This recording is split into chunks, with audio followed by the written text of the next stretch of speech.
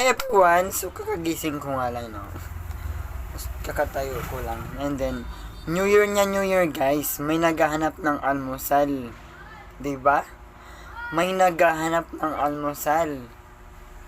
Pagpahingahin nyo naman ako. 'Di ba? Pagpahingahin nyo ako kasi wala na akong boses.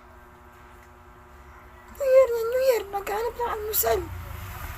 So, thank you. Thank you. Kasi, basta thank you. Ayan. Maraming salamat guys. Kahit anong mangyari. You'll support me anytime. As long na kailangan nyo. Pero kasi ngayon guys, wala akong maibibigay na almusal kasi 2 araw ako hindi magtitinda.